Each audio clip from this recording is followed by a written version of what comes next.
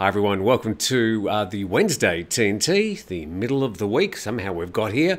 Now a bit later we're going to be covering a little bit more detail in what I think's emerged as one of the big regional stories this year, which is the extent of these border online scam gangs operating in most cases out of these border casinos. So we will do a bit of an update on that a bit later. But we'll start with this story that's also been wandering around the media for the past year, but really hasn't gone anywhere. This is the latest from BangkokPost.com.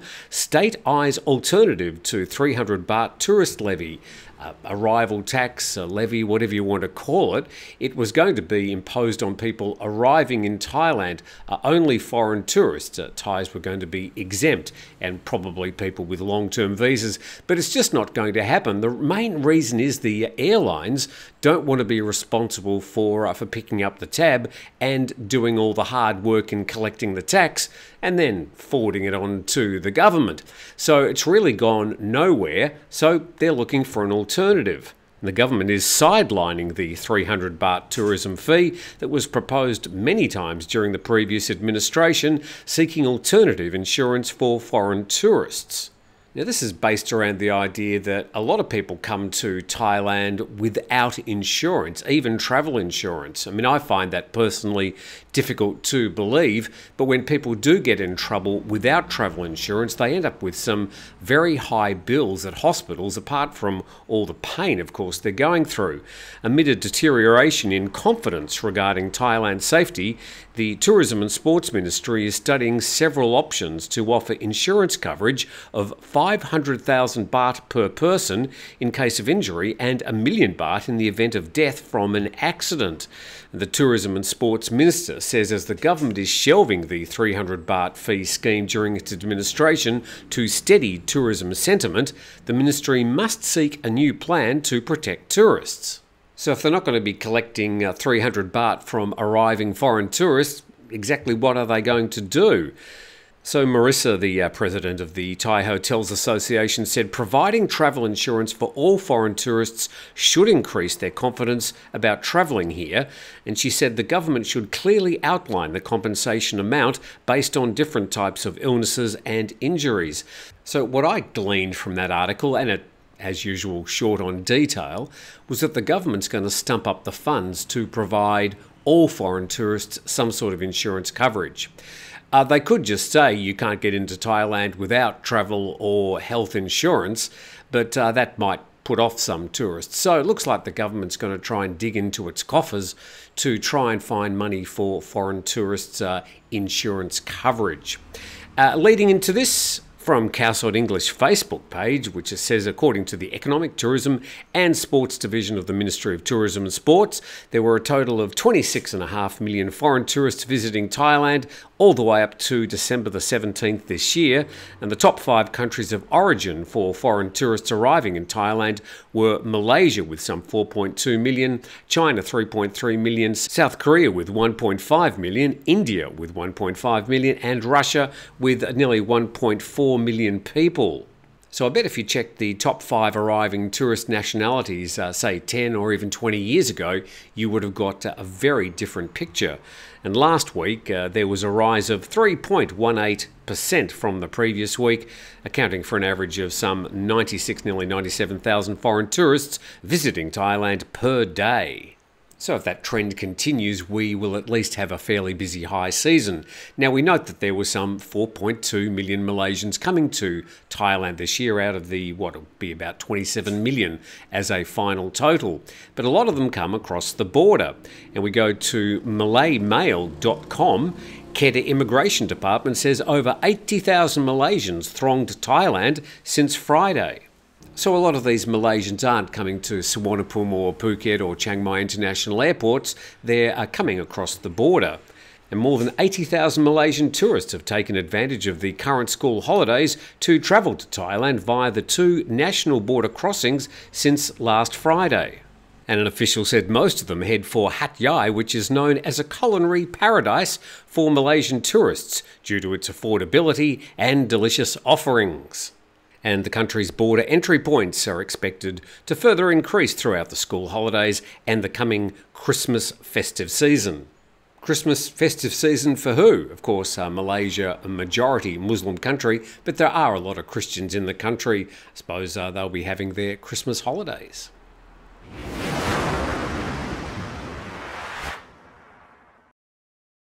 And with a big thanks to our main sponsor, 5 Star Marine. You'll find them at 5starmarinephuket.com.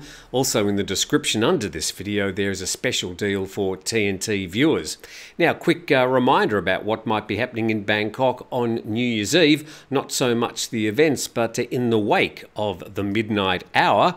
Cowside English on their Facebook page says the BTS SkyTrain service will be extended at all stations, both the Sukhumvit line and the Silom line, which are still the two main lines, and they cross at the Siam station right in the middle of commercial Bangkok.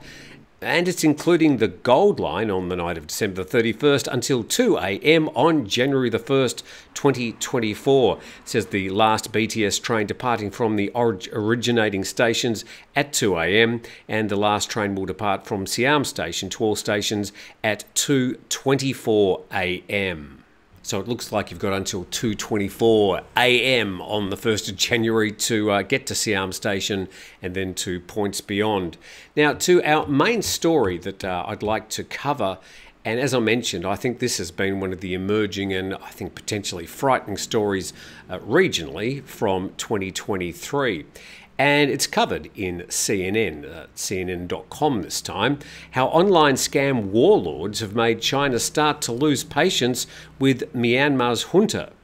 So the story really combining the ongoing problems in Myanmar with the online casinos.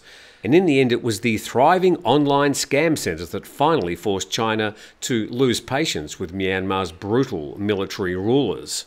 It says for decades, Beijing's leaders have played a careful game of backing Myanmar's military regimes, lending them much-needed economic, military and diplomatic support, including at the UN, whilst also maintaining close ties to powerful rebel militias along its borders. So, not knowing who's going to emerge on top of this basically civil war in Myanmar, China's been backing both sides. And the third paragraph says that Beijing's frustrations have been building with the Myanmar generals who seized power in 2021, overthrowing a democratically elected government that Beijing had built close relations with, and resurrecting the kind of isolated junta rule that Myanmar's people had spent decades living under. And in recent months, that displeasure has reached new heights as the junta dragged its feet on a pressing security priority for Beijing, shutting down the infamous online scam centres that have proliferated along its border with Myanmar. Now, a lot of these scam centres are also along the border with Thailand, shared with Laos, Myanmar of course, and also with Cambodia. And the country's mountainous borderlands have long been a haven for gambling, drugs, and the trafficking of both humans and wildlife. But since the COVID-19 pandemic, online scam operations, many run by Chinese organised crime bosses, have flourished. And in heavy guarded compounds controlled by local warlords, tens of thousands of people, mainly Chinese, have been trapped and forced by criminal gangs to defraud strangers with sophisticated schemes over the internet. Now, it's not just Chinese, as we've reported. Many Thais have been caught up with these online scam centres, and Cambodians as well.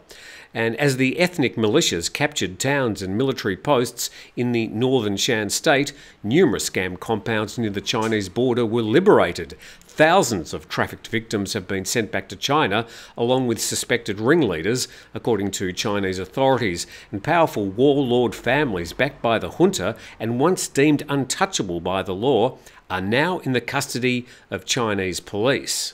As of late November, authorities in Myanmar have handed over 31,000 suspects to China since authorities from both countries launched a crackdown on online scams in September, according to China's Ministry of Public Security.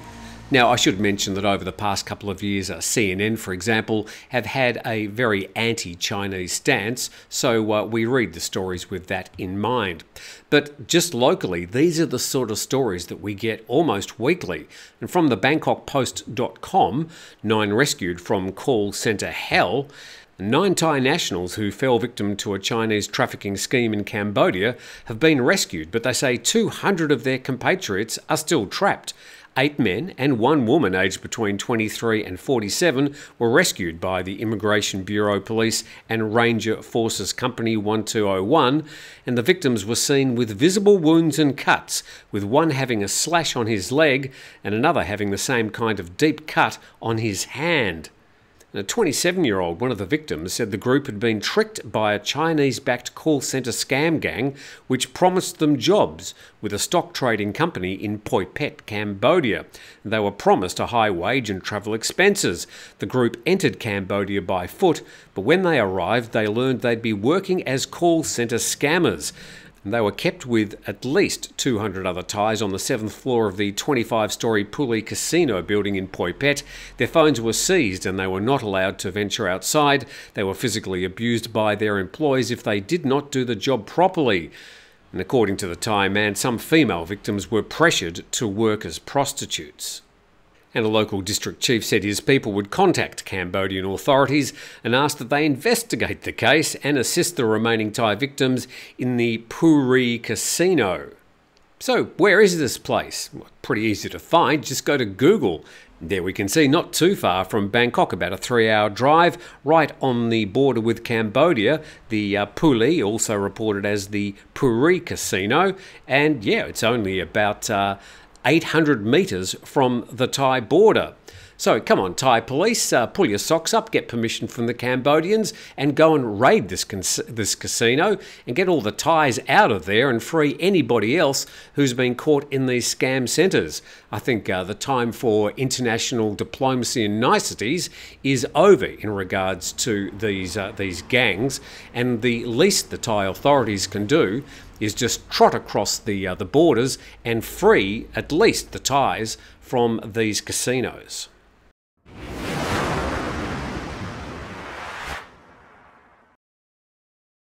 There's been plenty of coverage about the air pollution problem, and we're going to be right in the middle of it for the next 4 months from central, northern and northeastern Thailand. But at least in Pattaya, they've got one way of solving it. And from the PattayaNews.com, Pattaya city workers clean streets to reduce the PM 2.5 dust pollution. So after travelling through the skies, I suppose at some stage gravity takes hold and it does end up on the ground, but I think it's done most of its damage by then. And Pattaya City launched a comprehensive street cleaning initiative to combat air pollution and reduce PM 2.5 dust levels. And armed with brooms, shovels and hoses, the dedicated team of city workers diligently swept, washed and sprayed water onto the roads. According to the city announcement, this cleaning aimed to remove dust and debris to minimise the impact of hazardous PM 2.5 particles on public health. Well, look, we thank the city workers for their hard work, and keeping the streets clean is always a good idea. I'm not really sure if it's specifically helping air pollution, but at least getting the dust off the roads stops it from being kicked up again. Now, of course, you can also avoid PM 2.5 by not sucking it into your lungs. And the World Health Organization warns Thailand it must do more to enforce ban on e-cigarettes. And this story from thestar.com.my, and Thailand should strengthen its law enforcement and monitoring system for vaping or electronic cigarettes to avoid a severe mass tragic addiction in the future. And this coming from a WHO representative, Dr. Jos van der Leer.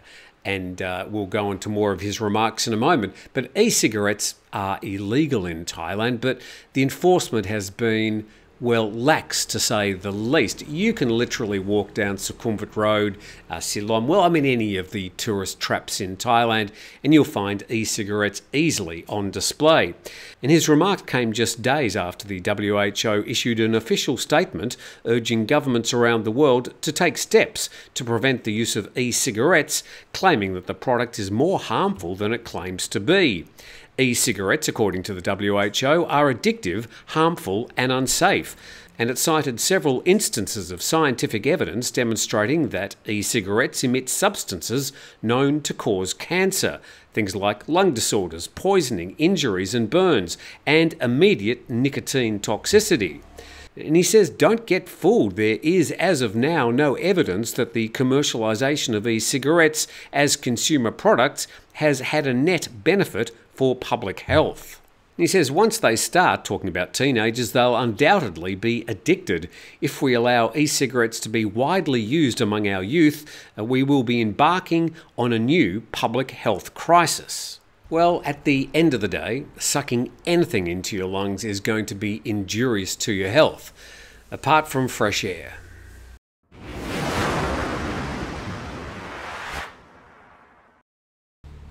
Now, we mentioned 5 Star Marine a little bit earlier, our main sponsor, headed up by Sean Stenning, who has just received a well-deserved award. And this is from Sean's Facebook page. It was my pleasure to accept this award today for the Best of Corporate and Social Responsibility on behalf of 5 Star Marine and Living Waters Phuket. Living Waters Phuket, a major charity on the island. And our commitment to our community continues. While we're not the life bag guys anymore, we still maintain an equal focus on improving the lives of our local community, whether it's through education, medical devices, grants, or more. So congratulations to Sean Stenning receiving that award yesterday. And as happens from time to time, there are hellos and also goodbyes. And it's a very sad goodbye to Coconuts, coconuts.co. Goodbye, so long, farewell, we're closing Coconuts. Now, we've well quoted Coconuts in the past, certainly enjoyed their version of journalism. It's been a little bit off-centre and sometimes covering topics the other media don't, and usually in a highly entertaining and well-written way. But it's with a mixture of pride, nostalgia and sadness that we announced that Coconuts will cease publication on December the 31st. From our humble founding in Bangkok in 2011, we grew the Coconuts audience to millions of unique visitors per month, with dozens of journalists covering 8 cities at our peak. In the next paragraph, but these editorial and audience achievements have not converted into commercial success for the publication. Like many other independent news publishers, we've found financial sustainability to be incredibly elusive despite our best efforts. Coconuts Media will continue to operate as a business with BK Magazine, Soy Milk and our Grove brand studio. And then down the bottom, we hope that one day we might relaunch Coconuts and begin publishing again. But for now, we must say goodbye, so long and farewell. Signed off by Byron Perry, the founder and chairman of Coconuts Media. So it is indeed a bit of a sad farewell to Byron and the team at coconuts.co. There will be others who will not be able to make the commercial success of online media work for them. And this is just the way. It's a pretty hard road to hoe in digital media, certainly when it comes to news. But we wish Byron and everybody well. And I wish you well for the rest of Wednesday. Thanks for joining us.